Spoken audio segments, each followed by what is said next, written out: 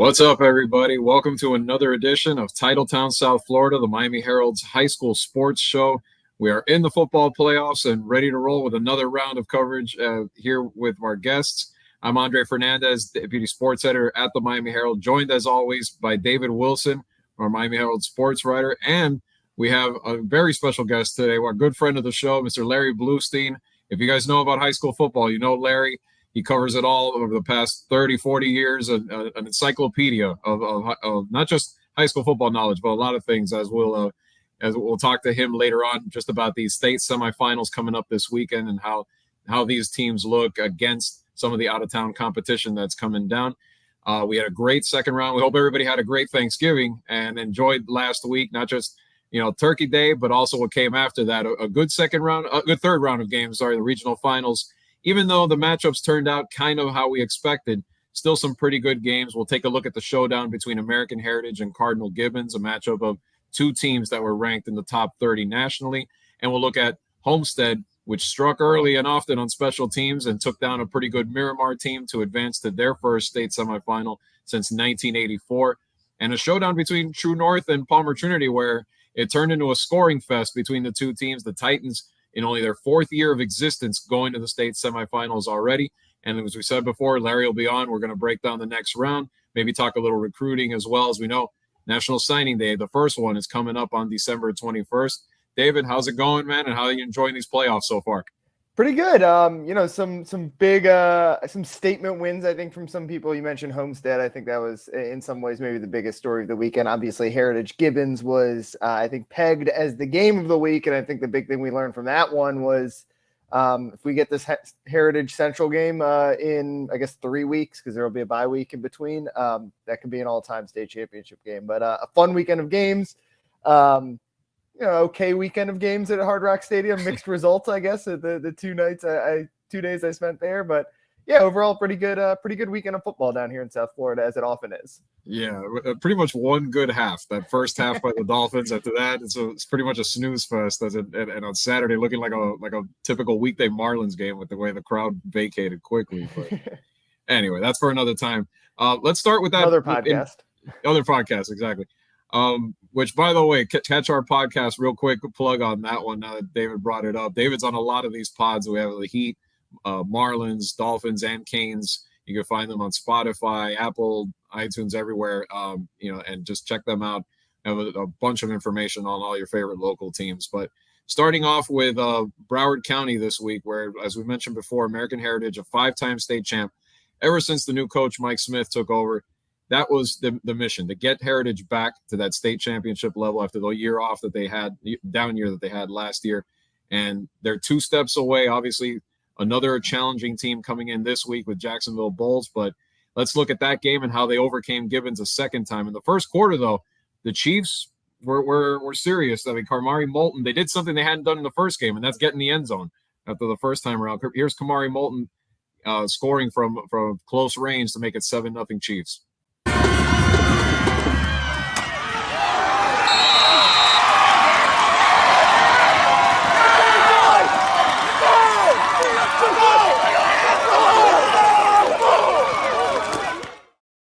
I don't even know if that clip makes you appreciate the shot he took. Oh my God. You can hear it, I think. I know. And even then, I'm sure when you hear it in person, it was probably even worse. But that's how Gibbons jumped ahead. And not only that, they were up 10-0, and you're starting to think, maybe Gibbons can turn it on them. But Blake Murphy, Louisiana Monroe commit, he's really come along in the later stages of this season, and you see the chemistry he has with guys like Brandon Innes and others. Here's a throw to Innes that got the Patriots rolling. Yeah, I'll give you my number if you ever need it. But I'm at home and all that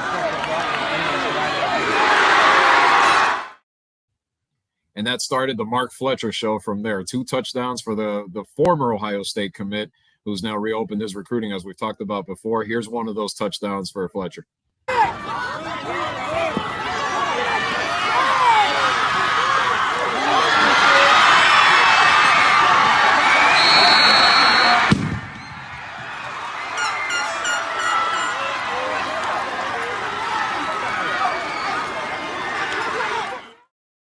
David, as you appropriately put in that tweet, that's why everyone's after him, that ability to break tackles and that speed. And here's another example. This one was a little closer, but this one started to put the game away.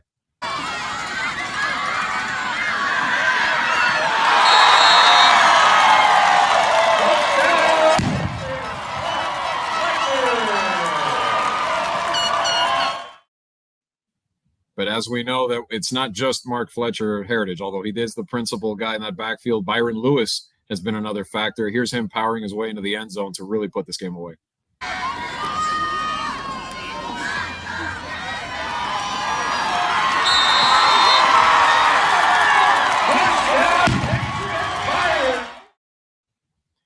And that would do it. The Patriots prevail over Gibbons, ending Gibbons' 2-year run. The Chiefs had a good one for 2 years in a row, and I think they're here to stay. Even if the Heritage, this is going to be kind of, Coach DeBuck does a great job over there, and I think they can kind of be back and forth as they usually are in the next couple of years. But talking about Heritage, I mean, I don't see how this isn't at this point. I know Bulls they're not the old Bulls, yeah. So I don't see how they're not on a collision course with Central at this point. Yeah, I mean, they look fantastic. It was kind of the start of the game was kind of the inverse of that regular season matchup between Heritage and Gibbons, where that game was probably closer than the final score indicated because Gibbons kept turning it over when they got inside like the 40-yard line. Heritage did that on their first 2 possessions. But otherwise, I mean, Mark Fletcher ran for almost 200 yards. They've got a great wrinkle they use where they put him and Byron Lewis, who's the next, Mark Fletcher, next Sony Michel. American Heritage has so many good ones. Put him in the backfield together, used Lewis as a fullback, and that's obviously really dangerous. And then you touched on Blake Murphy. He's kind of the unsung hero of that team, which is strange to say about a quarterback. But when you've got guys like Mark Fletcher and Brandon Innes, Lewis, I mean, so many weapons. The quarterback falls under the radar. He's had some injuries the last few years, but this is the best I've seen him look. He's always been a really good runner, but he made some great throws. That one to Innes that we saw. Perfect deep ball there. He's a weapon for those guys, and I think we're all rooting for that Central Heritage game. That would be in Fort Lauderdale at Inter Miami Stadium. Like that would be one of the most hotly anticipated state title games in a long time, I think. Well, it's never happened before. Dade versus Broward final state championship, and we're talking history that goes back to the early '60s. And for one reason or another, it's never been bracketed that way until now. And we may not just have one, there's at least the possibility of having 2 because Homestead got a step closer, and special teams, as I mentioned before, was a big reason why they jumped all over Miramar. First, for the opening kickoff, here's David Jester making a big play.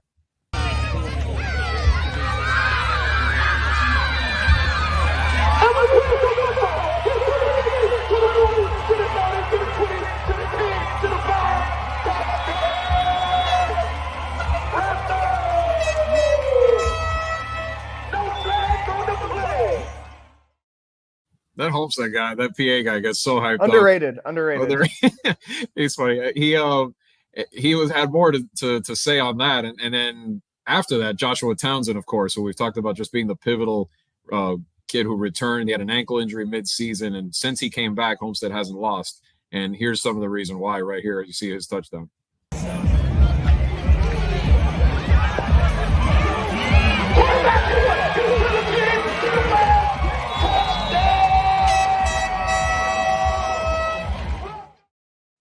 But Miramar, to their credit, wouldn't go quietly. Even though they fell behind 20-0, the running game was there at times. Nate Henry, another big game, rushing the football over 130 yards. But Jordan Jones also came through. Here's a nice touchdown run he had to get Miramar a little bit back in the game.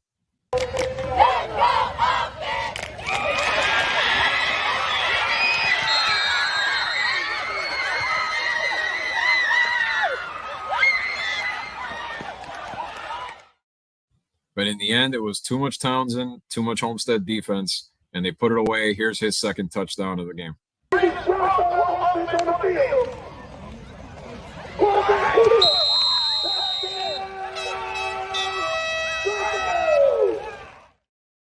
Homestead and that PA guy that we were so fond of thought he was announcing the whole night. He thought it was going to be Homestead Aquinas, but guess again, because Jones High made a statement. They destroyed Orlando Edgewater, which was the top seed in the class going into the week. And now the Broncos have to hit the road all the way to right by the Citrus Bowl to take on that Jones team that is red hot right now, 10 wins in a row. They had a quarterback change. They are now potentially a favorite in this matchup, even though Homestead's had a good year. But let's see what Philip Simpson had to say about his team's accomplishment, which, like we said before, first time since 1984. Coach, you weren't even alive last time Homestead made it, 1984. But in all seriousness, the accomplishment, Coach. You've built this, been a part of this build-up for this program. How proud are you right now seeing what's happening? I mean, I'm holding back a little bit because, obviously the job is not done, but I mean, it's exciting times. You come in year one, you go 2-8, trying to build a program. Year two, COVID year, you go to the third round, lose to Venus. Year three, you go to St. Thomas and you lose to St. Thomas. So now year four, you come in and you show progress. You show a strong pulse. You show life by not stalemating that third round. You win and get to the fourth round, become a regional champion, which is exciting time. So it's a great day to be a Bronco. What did you see tonight that you didn't see the last time you were in this round? Confidence. We know we're not St. Thomas. The reality was, people was fixed on St. Thomas, right? Just the status quo.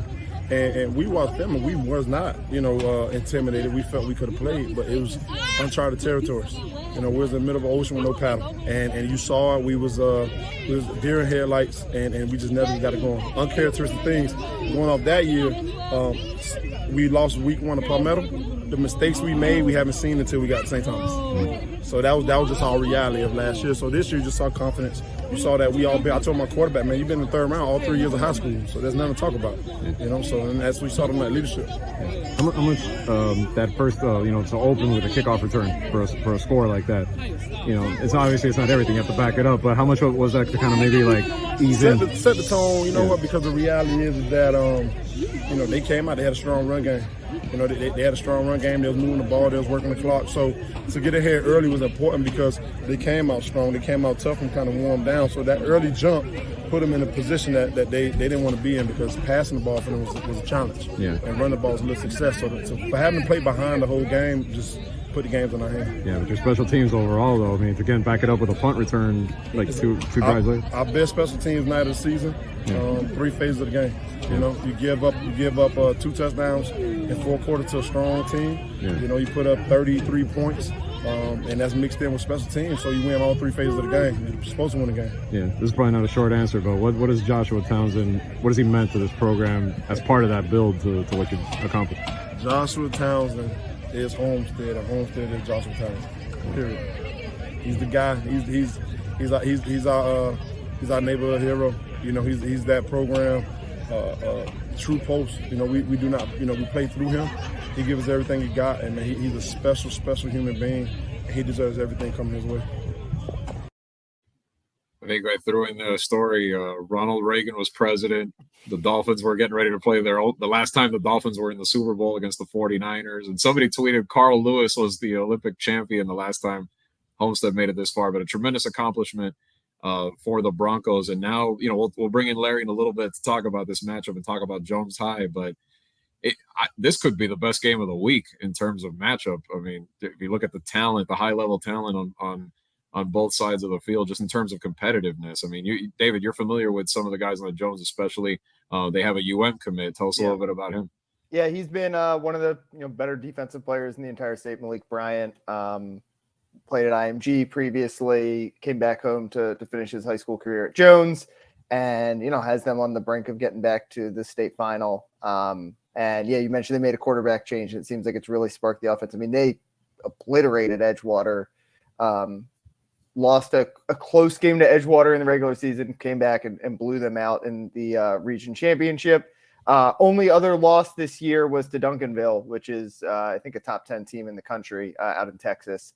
So, yeah, I mean, they're really good. But I think Homestead made, they're going to be an underdog, like you said, going this weekend. But the way that they beat up on Miramar, which I think everyone coming in expected that to be a close game, I think is pretty telling that this team has had, kind of its ups and downs this year. Obviously lost to Southridge, had some injuries, but it does seem like they're kind of peaking at the right time. And as long as Joshua Townsend is out there, and, we'll see if Malik Bryant just torments this offensive line, it'll cause a lot of problems for Homestead. But if Townsend has time to make plays, like, it's hard to doubt what he can do.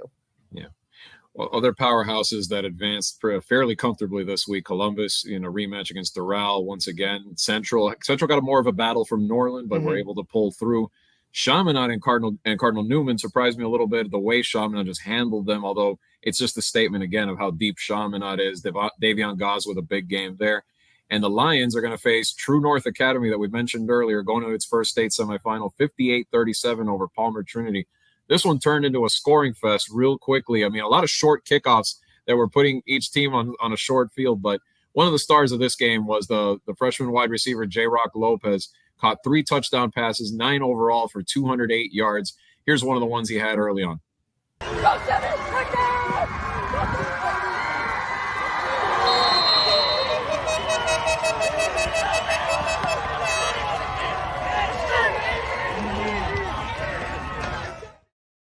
Palmer Trinity, though, to their credit, Aiden Davenport, quarterback, has probably put together 2 of the best weeks any quarterback has statistically this season. Another great performance, 469 yards and 3 touchdowns.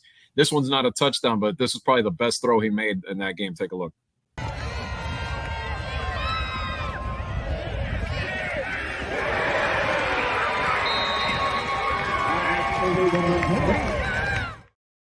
But too much True North, too many weapons. Here's Lopez bringing down another one on a fade route here in the corner of the end zone.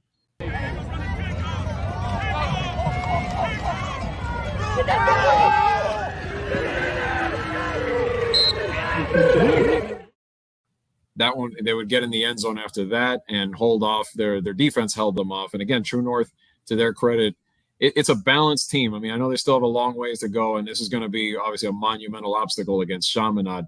But they've come a long way in just 3 years of varsity football.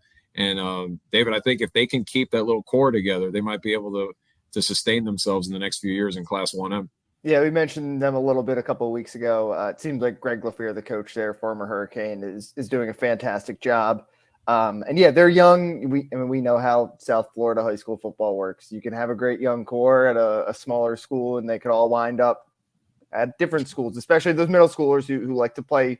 A lot of times the 8th grade kids like to go play at a private school year and then maybe go back to their hometown school as a freshman. So yeah, they obviously got to try to keep all those kids, but if they can keep all of them, then I mean seems like a really nice core. They're gonna have a hard time with Chaminade this weekend though. Yeah. Well, let's without further ado, we've had him in the quote unquote virtual waiting room long enough. Let's bring in our friend Larry Blustein. We're gonna talk some state semifinals. Some recruiting now. Larry, thanks as always, my friend. Thank you for joining us. And Larry was on our show earlier this year. How you doing, Larry? I see you're in front of the shrine again. Yeah. Doing good.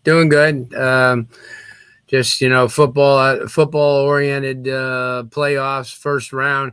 Had an opportunity to see 7 games, and then the second round, 5. But as they start playing only on Friday, you only get to see 1. But, I know if I go to a game and you or David are there, then I'm at the right game. So, well, we try to get to. We try not to go to the scrubby ones if we can. But no. But tell us, Larry, what you could look at this round. I mean, it's kind of a couple of surprises maybe on the other end of the bracket. I know we talked a lot about that Jones game against Homestead, but let's go here. Chaminade, I know this looks like a mismatch, obviously against True North, but what do you think of this team and potentially let's leap ahead at the game, coming the week after, let's say, if they get University Christian. I know you've seen University Christian and you even said they had a very good chance of knocking off Trinity, which they did. How do you kind of see Chaminade's road panning out over the next couple of weeks in that regard? Yeah, no doubt. Well, University Christian, Coach Pentland does a great job. And I saw the first game on tape and I said, wait, they should have won the game. Trinity, kind of got lucky in that game, but I knew University Christian. I mean, they're playing a really good team. Clearwater Central Catholic has done a great job. Just an outstanding football program. I mean, he does it year in and year out. Saw them during the summer, have a really good bunch of linemen and 7-on-7. But that should be a good game between those two. And, yeah, next game Chaminade has will be the opener against Mater Dei next year. So, to be honest with it, I mean, if you're putting into perspective, And they're going to call out everybody next year. They'll be, if they're not preseason number one, and basically nobody knows anything about football nationally, just like they should be 1 or 2 right now. But Max Preps wants to keep it in the California family. Although I saw that the High School Football America,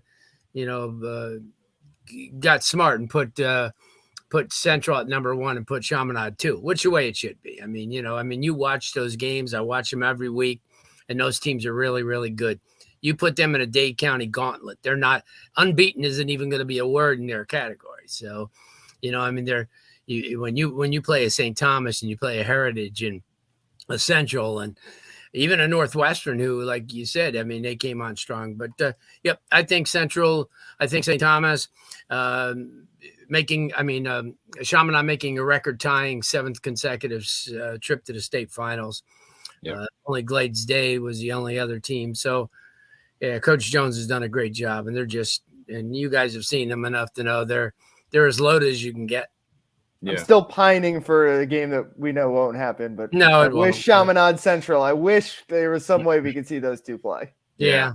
Because next year they're still going to both be really good, but you wish you could see this group this year. Yeah, no, you're right. And the whole thing is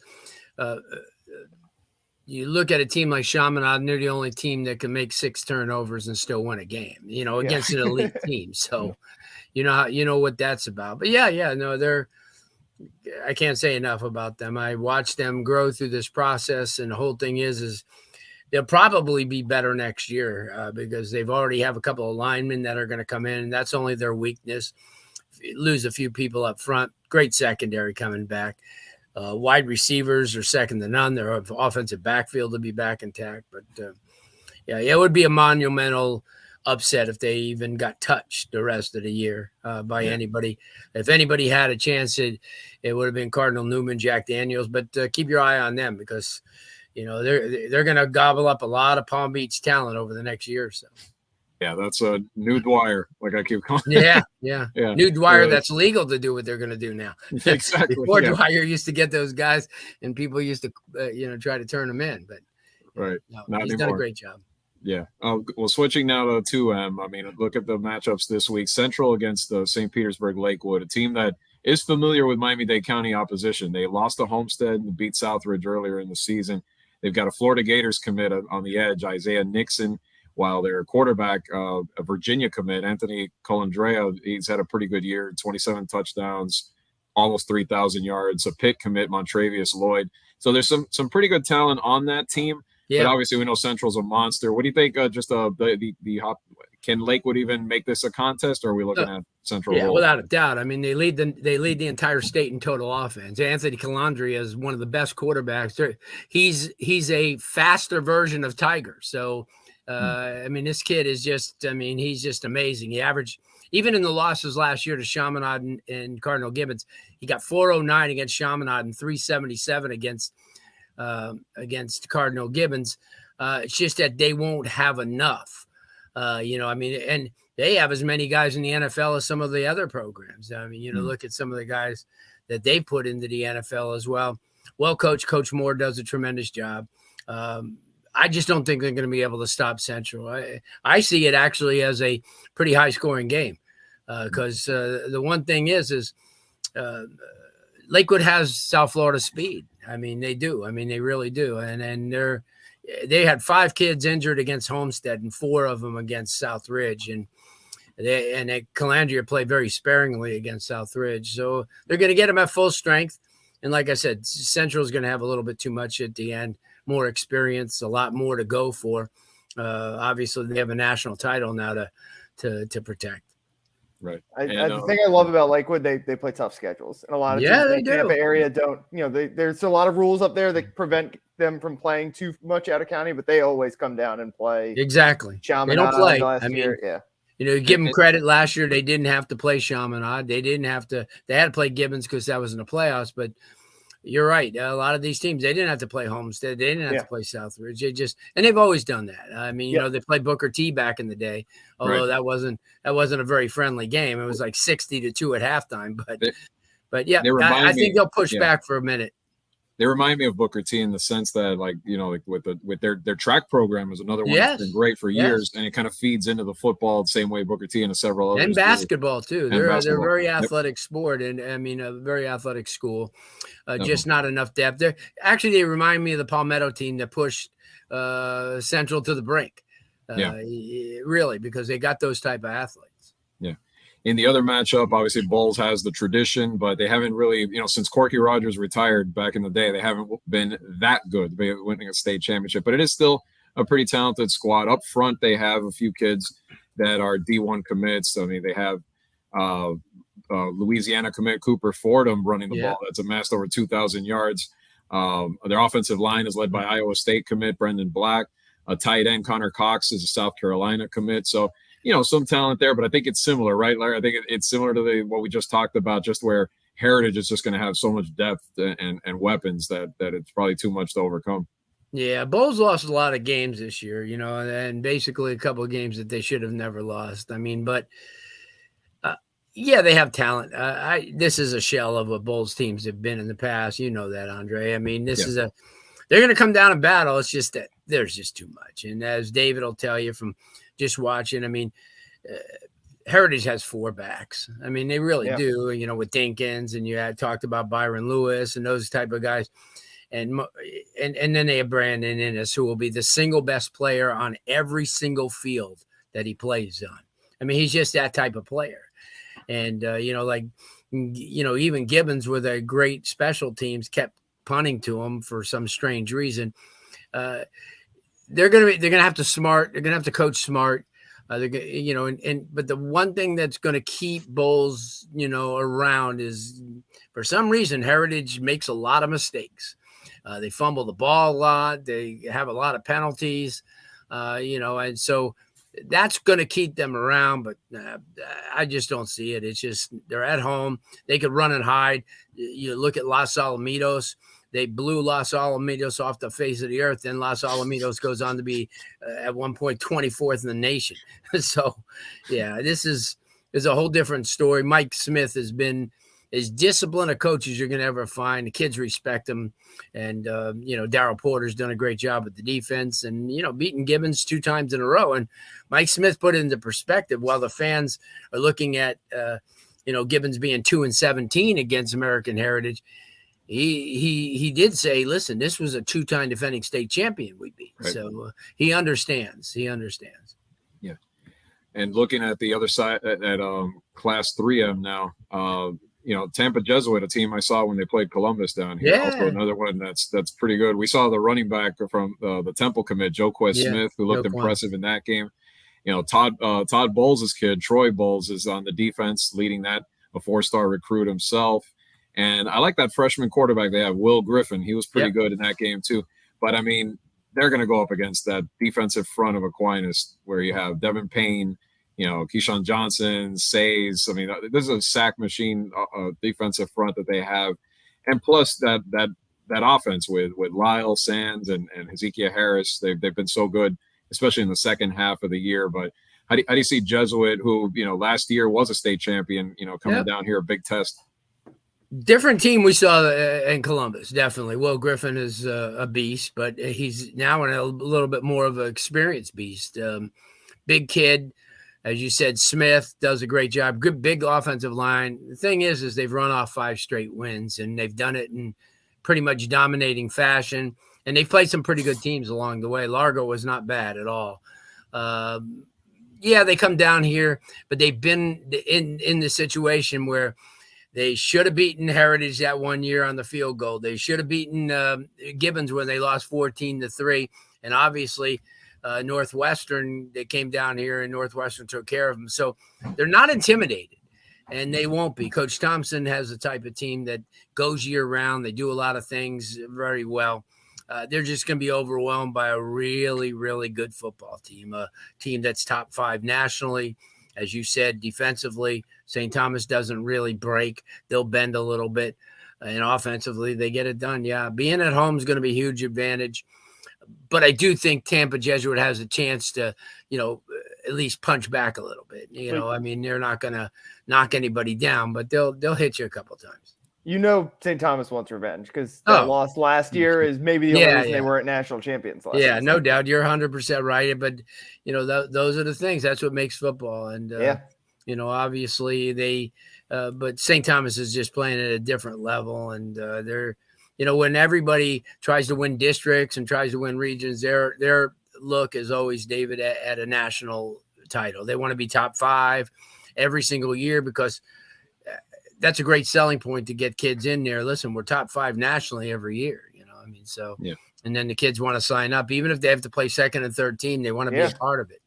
Yep. They want to be part of that powerhouse, part of that, put their name in the tradition there somewhere. And on the other side of that bracket, this is the one that I really want to hear your thoughts on because I want to know, because Homestead taking on Jones up in Orlando, I think this is going to be one of the best matchups of the entire weekend in terms of just, especially if Homestead can play error-free football and go up there. It's a talented Jones team, as we mentioned before, that is on a roll right now, 10 straight wins. And they made that pivotal quarterback change over there that seems to have ignited this team. Chris Tooley, an FAU commit, converted cornerback and was playing defensive back earlier in the year, 10 touchdown passes, no picks. They have some Maryland commits on this team, as well as Jabari Smith, another FAU commit. Malik Bryant, though, David mentioned, as you heard earlier, the way that he's been such a beast for them. I mean, does Homestead have – I see the Homestead team that beat Northwestern, that forced those turnovers and played error-free most of the time. To me, that's the only way they have a chance to win this game. What do you think? Yeah.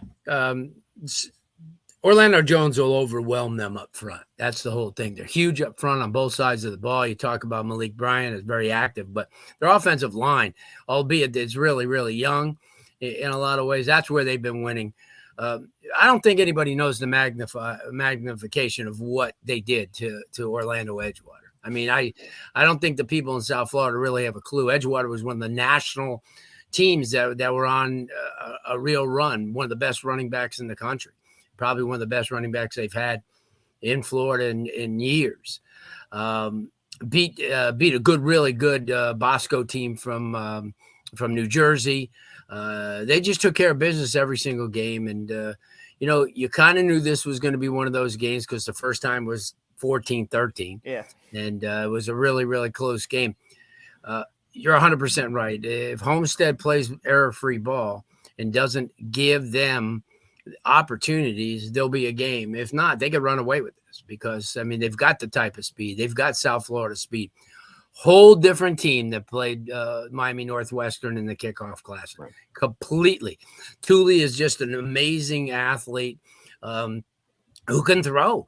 Everybody just thought he was a runner because of his speed, but Homestead can win this game, but they can't make mistakes. They can't give especially there.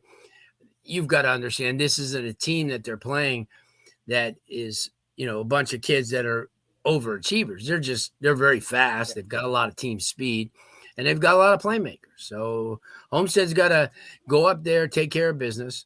They can't play like they did against Southridge or they'll get blown right out. They will get blown out by 40. And I watched that game against Southridge when they played and they were lethargic. Their playmakers like Isaac Brown didn't really have a great game. They didn't get the ball to Dandridge enough. But those guys got to go into that game and just play as hard as they can. And that's the one thing that Coach Simpson's got to I think, has got to preach is no turnovers. Yeah. No penalty. That's like my one knock with Homestead this year is that, like what you just said about not getting Isaac Brown and Dandridge. I feel like those two need to get the ball even more than they do. I've seen them get a few touches, but I feel like in a game like this, you're absolutely right. They need to get 10 or upwards of 10 maybe touches in the backfield at least. Because they're your playmakers. They're the guys, Cortez Mills, guys like that. You want to get the ball in their hands, and you've got arguably one of the best junior quarterbacks from a high school standpoint in the state of Florida. Townsend's a difference maker. Without Townsend, they're okay. With Townsend, they're better than okay. It's also interesting you mentioned how big Jones' offensive line is because Homestead's defensive line has been really good this year. That's Philip Simpson's specialty, but they're kind of small. They're undersized. He's even said that we're kind of like the gritty, we're the overachievers on that defensive line this year. Right. And that'll be a real challenge. If uphill climb. Jones, Well, we'll see if Homestead can make it to Dade versus Broward finals. Obviously, it's a tall task up there, as we've talked about. And here's a team that, not to knock anything on them, but it's not their fault. They're doing exactly what they're supposed to do. But their road's pretty much opened up in Class 4M, and they're taking care of business, and that's Columbus. And we've seen the team several times. The three of us have seen them over the course of the year. They're going to face an Ocoee team that's come on strong in the second half and gotten on a little winning streak there at the end. I mean, they have some talent too. I mean, look at senior Asad Wasim as a 3-star receiver with about 18 FBS school offers. Their running back, Keandre Jones, has had over 1,200 yards this season. Those are their guys on offense. And then on defense, an Illinois commit, Calvin Smith, their edge rusher, has 20 sacks this year. Zach Tobey is another one who's a big recruit. So it's an interesting challenge for a Columbus team that, from the beginning has looked like maybe they don't blow you away with the 5-star talent, but they have ingredients of just about everything that you need to put together a state championship team. What do you know about Ocoee, Larry, and what's this game going to be like? I've seen Ocoee a lot. I know, silly question when I ask you that, right? When you were talking, the first two names that came out of your mouth were kids that weren't there last year. Wasim was he's a kid who went to West Orange and he went to Wekiva. Really good receiver. He's been to a lot of schools, like I said. Same thing with Jones. Jones was the running back last year, if you remember, when Popka played Venice here. So they've gotten a lot of, because all those teams out there, you have a Popka, you have West Orange, they're all Western type of teams. Wekiva, they're all programs that are loaded. Those kids are just so closely intertwined. They've got a really, really good football team that, that peaked at times this year. But you're talking in Columbus, I think arguably one of the best coach teams, maybe nationally. Yeah. Dave Dunn, I'll tell you these people, he didn't waste 14 years at the collegiate level for nothing. I mean, you got to figure, here's a guy who was at FAU and he was up in Maine and he was at Yale and he was all these different schools. And his coaching staff is far superior than a lot of them. And that's where they've taken a lot of these kids who are athletes, but they brought them to the next level because they're outstanding coaches. Columbus, as they showed you against Central, as they showed you against Northwestern, they're not lying down for anybody. I could see them against a Popka in the state finals, which would be an unbelievable game. You talk about revenge. A Popka has a little revenge on Columbus for that game that got away from them a couple years ago. But that's right. Yeah, Ocoee's a really good team. They're just not overall in Columbus's time zone right now. I mean, they got, like you said, they've got 4 or 5 kids. But 4 or 5 kids is not going to be Columbus. As we saw with Northwestern, they had 4 or 5 kids too. And I know they had a lot of guys out and it was a close game, but Columbus just gets up for people. They really do. Their defense is amazing, and it's going to be more amazing next year because 7 of those 11 starters come back. Right. And offensively, can't say enough about what Mendoza's done. Arguably one of the top quarterbacks in South Florida. I mean, he's a real smart kid that wanted, you see, and here's the thing, there's a lot to be said for kids who win jobs. If you're just handed a job and you go through the motions, but he's played at that high level. You look back at all the games, you look back at the Central game, how he single-handedly brought them back because he's a smart guy. And you mentioned Andre in the Tampa Jesuit game.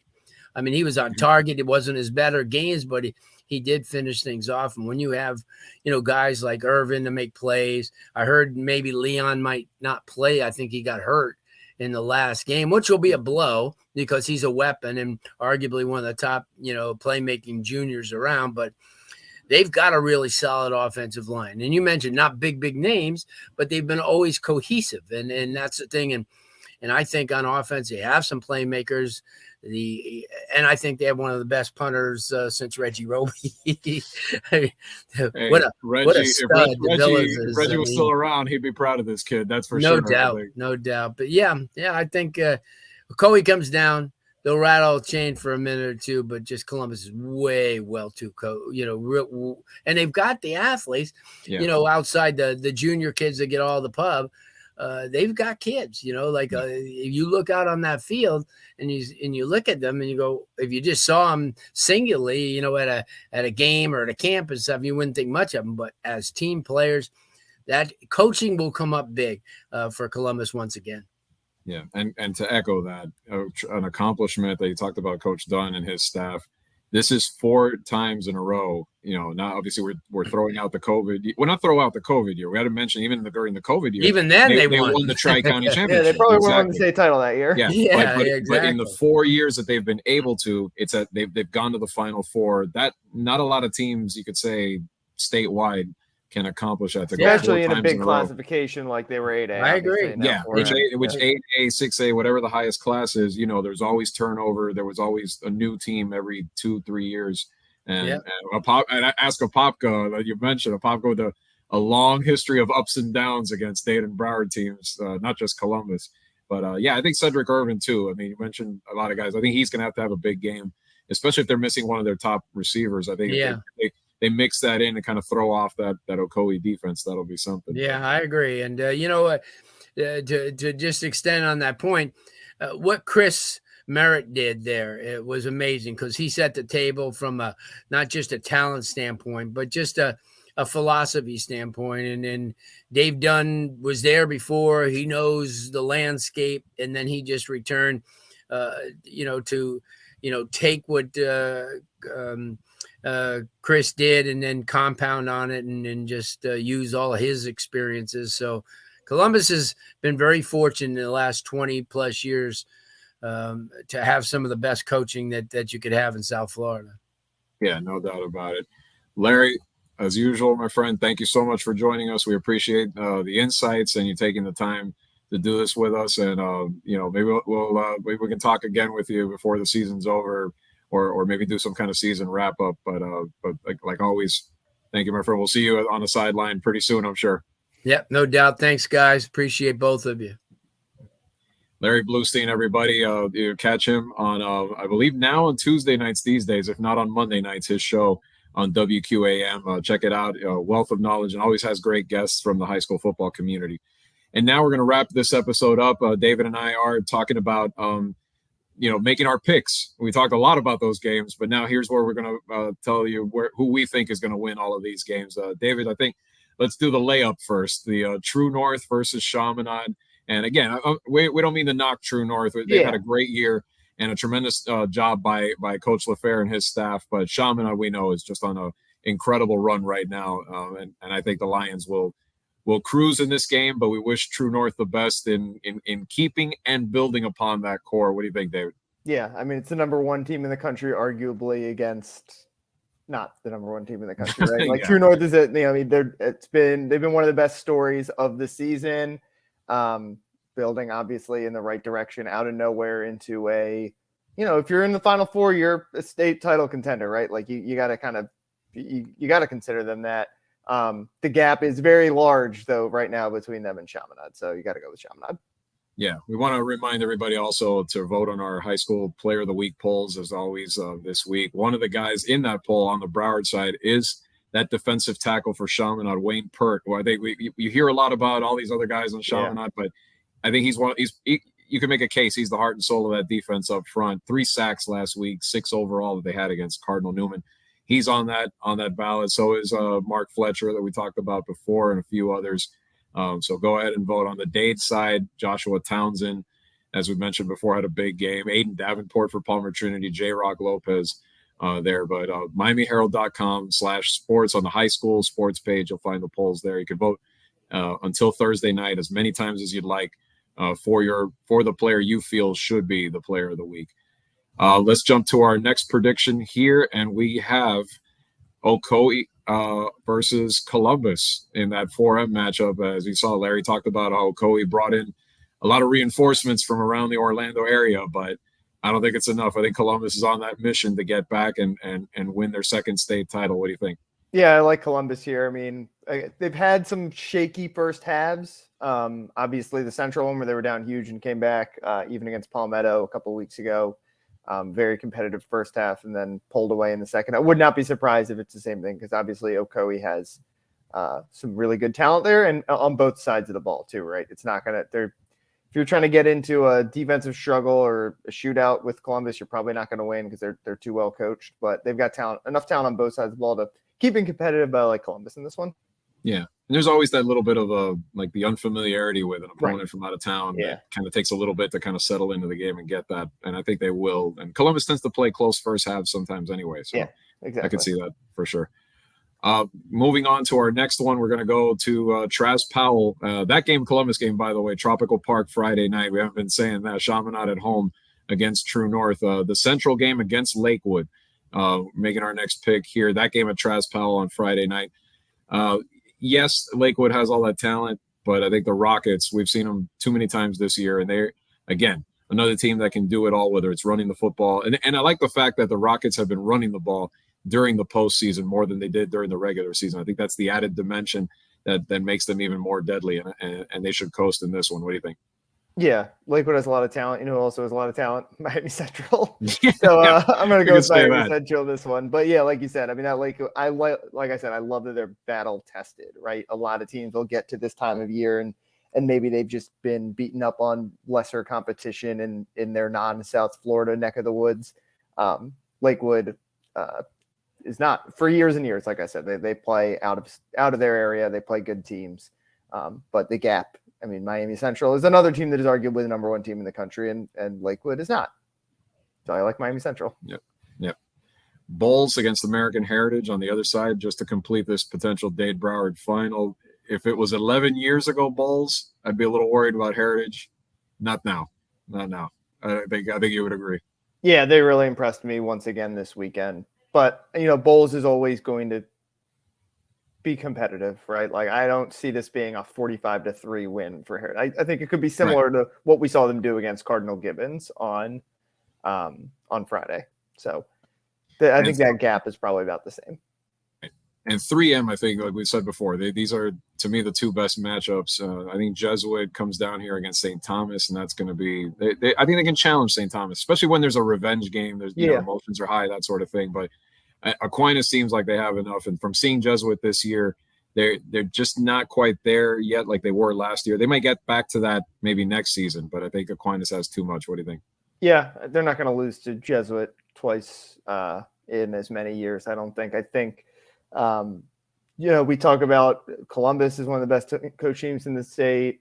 Homestead, Philip Simpson, the job he's done there. But, you know, Roger Harriet flies under the radar because of all the talent they always have. But, you know, you look across the board and it's not a bunch of Alabama and Georgia and Ohio State commits. It's 3-star running backs and 3-star defensive ends. And they get the absolute most out of them. And obviously their depth is always better than anyone else's, but they lost a lot from last year, and they look just as good as they did when it was Zion Turner and Anthony Hankerson running that offense. So I like St. Thomas in this one to get back to the state championship. Yep. They were going for their 14th overall, which leads the state ahead of the Jacksonville Bulls team that we talked about, even though Bulls hasn't done it in 11 years and not likely this time. And the last one, the one that's the furthest away from South Florida in Orlando, right there next to the Citrus Bowl, we'll have Jones High against Homestead. Can the Broncos pull it off there? What do you think? I want to pick them because I just really respect the job that Philip Simpson has done there, and the weapons that they have on offense, like you said, and the way that they play defense. But I think Jones, I think Larry put it well. They're like a South Florida team. They have that speed. They have that athleticism. You know, I saw him play in the state championship a couple of years ago against Northwestern, and they went toe to toe with a really, really good Northwestern team. So I'm gonna go with Jones in this one. I would love to be proved wrong, though. Yeah, and it pains me too on this one, but I realistically, to me, Homestead has to prove it. I mean, are they capable? Yeah, this is the furthest they've been in since the 80s. Like, you know. Yeah. I mean, I was at that Northwestern game in the way you were going to say you were at that game in 1984. No. I'm not that old. I don't make old jokes about it, but I'm not that old. But no, but the game against Northwestern, 6 turnovers and kind of spiral, kind of showed you what they could do. I mean, but Jones is not going to turn I seriously doubt they're going to turn the ball over 6 times. So this is going to have to be one where, most importantly, they do not turn the ball over and they can get a good game. And they have to run the ball. I think Isaac Brown is underutilized, and I think he's going to have to really get more touches, especially. But no, I mean, it makes you wonder, were they saving him, right? Like, were they saving? You know, that's what I wonder. Running back, You don't want him to take a ton of hits throughout the year when you know that this was probably coming at some point. Yeah. Is this where you unleash him and really take this over? But until proven otherwise, this Jones team, you can't just scoff and say, oh, they lost to Northwestern at the beginning of the year. No. Like Larry said, completely different team now, playing much better. So, yeah, I'm with you on this one. I think the Tigers deny everybody the chance at 2 Dade versus Broward games. But we'll see. We'll see if exit 1 proves us all wrong this weekend. And that's our show for this week. For David Wilson, I'm Andre Fernandez, Deputy Sports Editor. We'll be back next week to start previewing the state championship games. Likely we may have Chaminade up in Tallahassee next week playing in the Class 1M final, followed by the other 3 the following week at Drive Pink Stadium in Fort Lauderdale, classes 4M through 2M. But until then, we appreciate you watching the show, and we hope you continue to, and have a safe and blessed week. Take care, everybody.